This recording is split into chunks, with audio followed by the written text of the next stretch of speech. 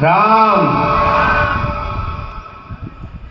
मंच पर विराजमान सभी अतिथिगण, माननीय मातृशक्ति बाल गोपाल, आप सभी का हृदय से अभिनंदन और इस कार्यक्रम के आयोजकों का हृदय से धन्यवाद।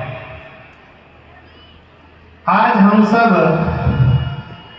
एक सम्मेलन के उद्देश्य से यहाँ पर एकत्रित हुए हैं। विषय की गंभीरता इसी से प्रकट हो जाती है कि आज हमें हमारे बारे में बताने के लिए, हमारे विचार कैसे हो उनकी दिशा बताने के लिए सम्मेलन करने पड़ रहे हैं। विचार कितना गंभीर हो जाता है, विषय कितना सजगता का हो जाता है कि हमें हमारे बारे में ही बताने के लिए किसी को जरूरत पड़ने लगी है। इस समय को हमें समझना पड़ेगा। विचार करिए, आज से 200 साल पहले, 300 साल पहले या 500 साल पहले क्या हमें हमारे बारे में किसी को बताने की जरूरत थी? जब किसी भी भाई बंधु को मैं देखता हूं, पढ़े लिखे भी उसमें हैं, समाज के अग्रणी लोग भी हैं, सभी लोग अपनी संस्कृति और अपने अध्यात्म को भूले हुए हैं। कैसे? हमारे समाज की कुछ पहचान थी, विचार से भी जोड़े रखती थी और हमारी पहचान बताती थी। साथ में हमें आध्यात्मिक शक्ति भी देती रहती थी। जैसे तिलक, सीखा। आज हम सब की ये हालात है कि आधुनिक बनने के चक्कर में, आज हमने पढ़े लिखे जताने के चक्कर में कि हम पढ़े लिखे लोग हैं, आज यहाँ पर कोई विरला ही होगा जिसके सिर पे चोटी मिलेगी। और तिलक लगाना तो जैसे पिछड़ेपन की निशानी बना करके बिठा दिया है हमने।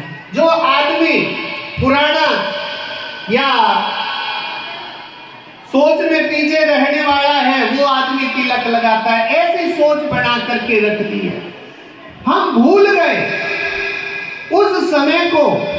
देखिए, आज से 300, 400, 500 साल पहले हमारे बुजुर्गों ने इस सीखा यानी चोटी के लिए और तिलक के लिए गर्दनें कटवा दी थी।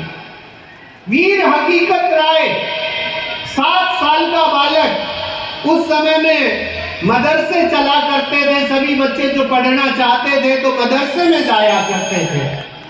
मदरसे में गया, वहां के काजी ने कहा कि बेटा ये चोटी कटवानी पड़ेगी, यहाँ पढ़ना है तो ये जो तू रोजाना तिलक लगा के आता है ये बंद करना पड़ेगा। वीर हकीकत राय ने उस मास्टर का सामना किया कि साहब पढ़ना नामंजूर है, लेकिन ये तो मेरे धर्म की निशानी है, ये तो मैं नहीं कटवा सकता।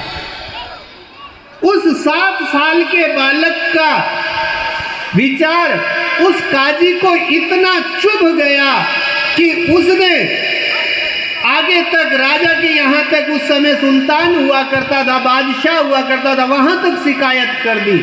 हमारे गांव में एक लड़का है जो कहता चोटी नहीं कटाऊंगा।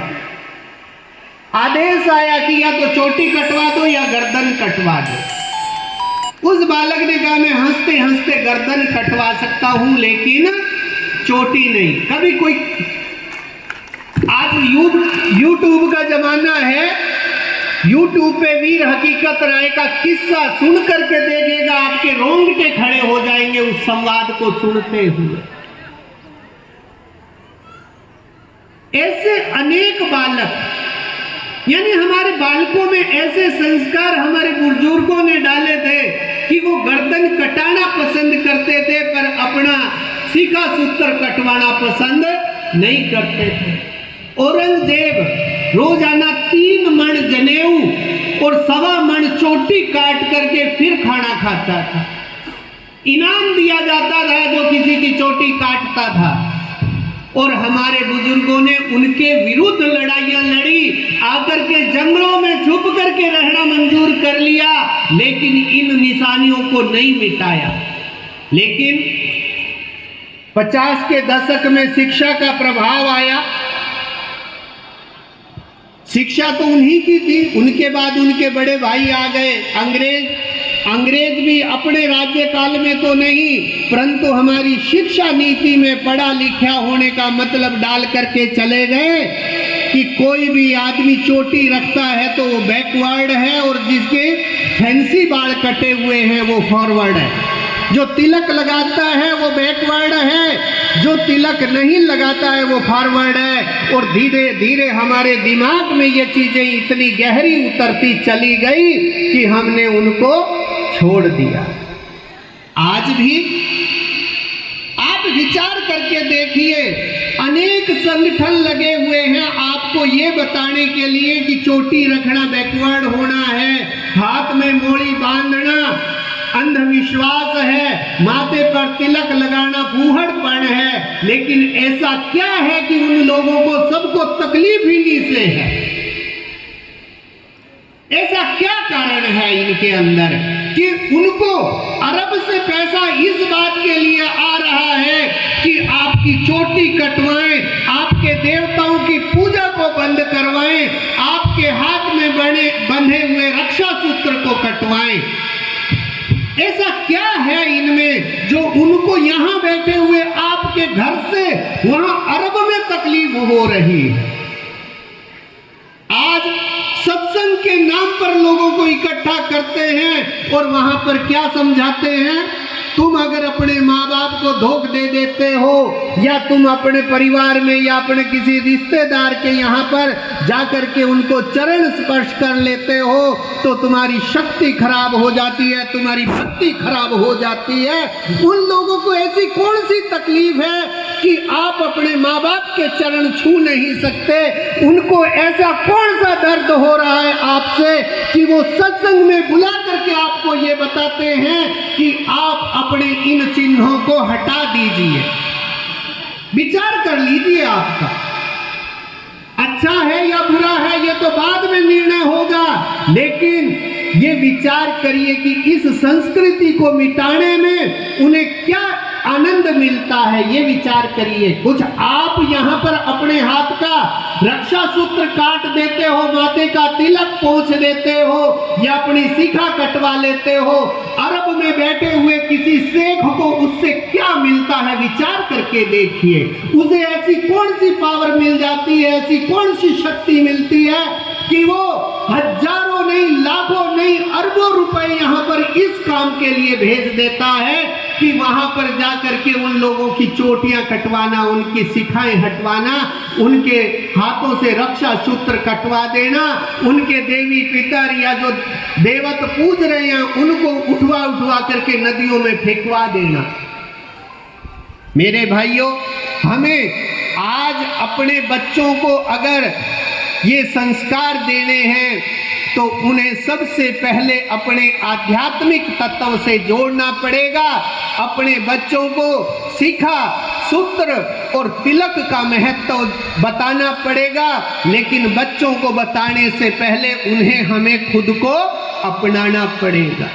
यहाँ पर आज अगर हाथ खड़ा करवाऊं, 80% आदमी हाथ खड़ा करेंगे कि हम गुरुमुखी हैं, लेकिन गुरुमुखी होने पर भी अधिक करके माथे पर ना तो शिखा है और ना ही किसी के जनेऊ है। कारण हमारे आध्यात्मिक गुरुओं को भी इसके लिए प्रेरित नहीं किया गया कि वो अपनी संस्कृति से जुड़े रहने का विषय इनको बताएं, बल्कि ये बता दिया गया कि भाई पढ़े लिखे लोग नहीं लगाया करते।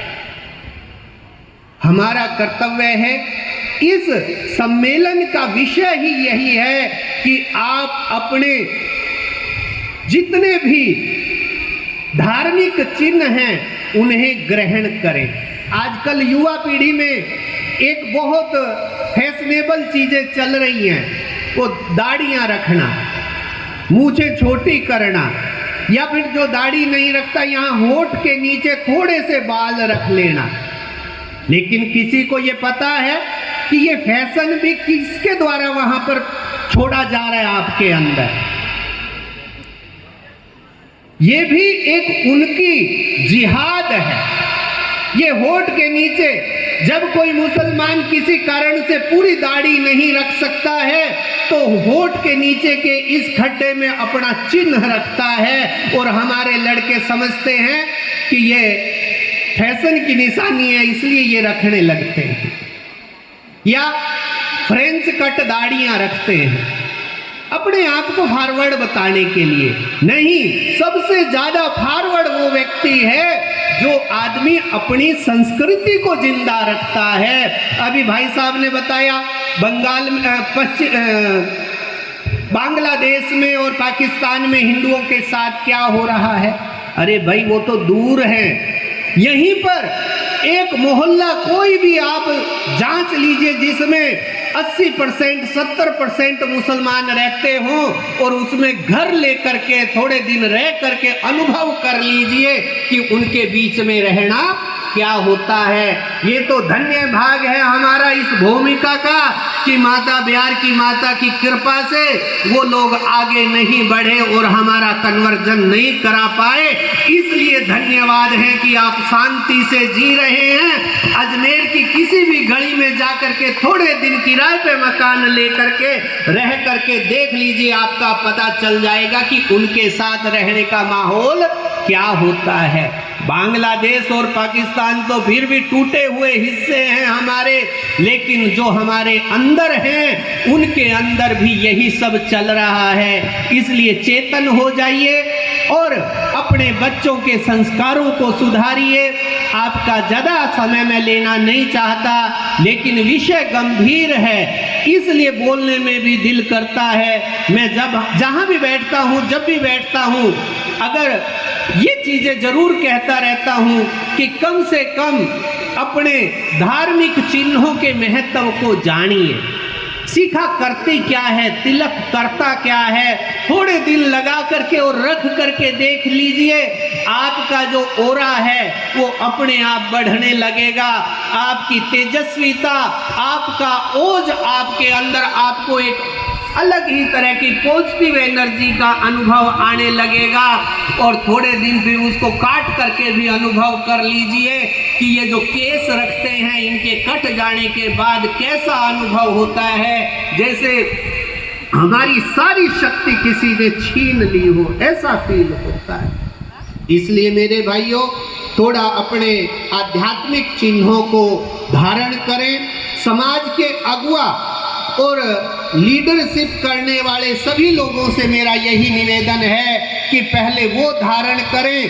शिक्षित लोग और प्रतिष्ठित लोग इन चिन्हों को धारण करें ताकि और लोग भी आपसे प्रेरित होकर के और इन चिन्हों को धारण करें। इसी के साथ मैं अपनी वाणी को विराम देता हूं और एक बार फिर कार्यक्रम के आयोजकों को बहुत बहुत धन्यवाद कि आपने किसी विषय पर ये सम्मेलन किया है जो इनके हित में नहीं, आयोजकों के हित में नहीं, आप सबके हित में है। बहुत बहुत धन्यवाद है। और धन्यवाद हमारे स्वयंसेवक संघ को भी है जो निरंतर अपने जीवन का, अपनी इच्छाओं का त्याग करके आपको जगाने और आपको समझाने के लिए दिन रात लगा हुआ है। इसी के साथ मैं अपनी वाणी को विराम देता हूँ। बोलो राम, बोलो राम, राम, हरिओम। ये हिंदुओं का किस प्रकार से हिंदू होने को विचलित किया जा रहा है, आप अजमेर जाके देख लो।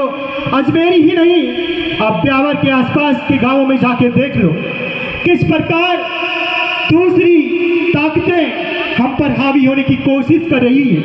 किस प्रकार हिंदुओं को दूसरी कास्ट में सम्मिलित करने का पूरा प्रयास किया जा रहा है। विदेशों से जो फंड, उनको फंडिंग हो रही है, उनकी सहायता से हमारे गरीब भाई बहनों को बरगलाया जाता है। पहला यह पूछा